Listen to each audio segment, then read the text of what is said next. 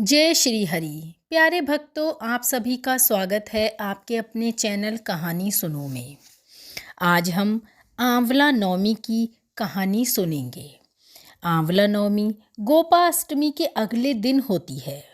आंवला नवमी को आंवले के वृक्ष की पूजा की जाती है। जल, मौली, रोली, चावल, गुड़, सुहाली, पतारा, आंवला, एक ब्लाउज, दक्षिणा चढ़ाएं, दिया और धूप जलाकर 108 फेरे दें। फिर कहानी कहें। ब्राह्मण ब्राह्मणी को ब्लाउज देकर जिमाएं, धोती दक्षिणा में दें। भोजन में आंवले का होना जरूरी है और स्वयं भी भोजन करें। सब वस्तुएं ब्राह्मण को दें। आपकी इच्छा हो तो दक्षिणा गहना डालकर लाल कपड़े में बांधकर ब्राह्मण को दें। आंवला नवमी की कहानी।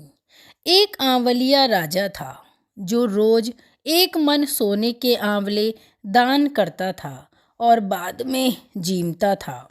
एक दिन उसके बेटे बहू ने देखा कि रोज इतने आंवले का दान करेंगे तो सारा धन खत्म हो जाएगा, इसलिए इसका दान बंद कर देना चाहिए।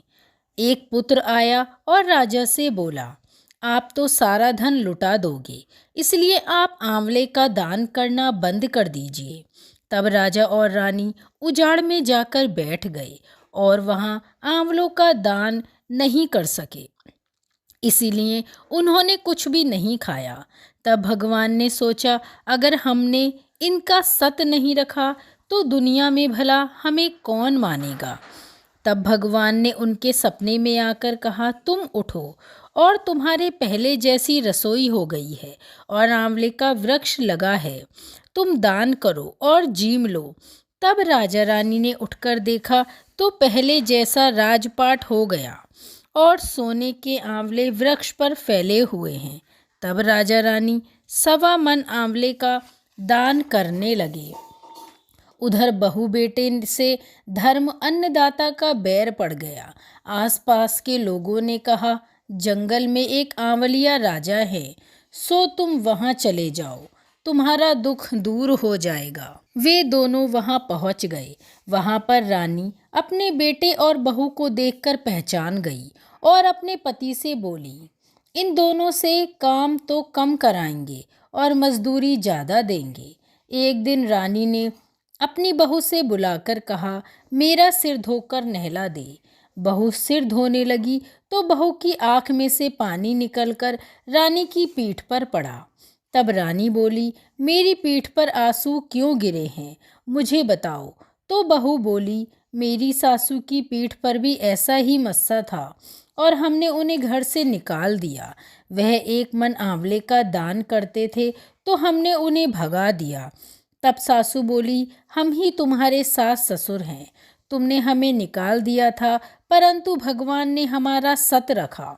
हे भगवान, जैसे राजा रानी का सत रखा वैसे सबका रखना, कहते सुनते सारे परिवार का सत रखना।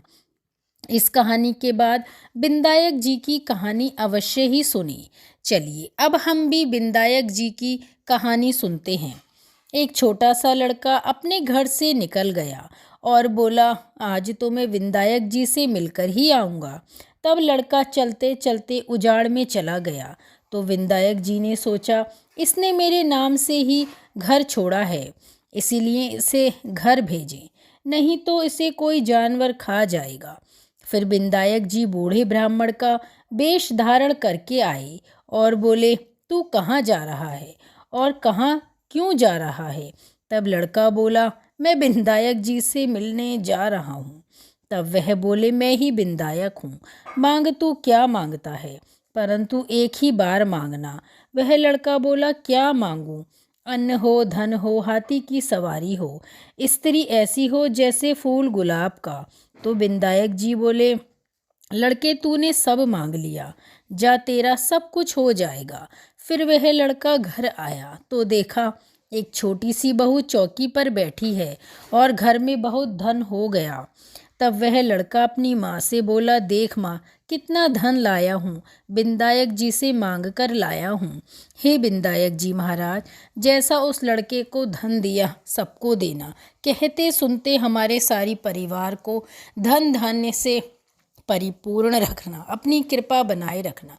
बोलो विनायक जी महाराज की जय।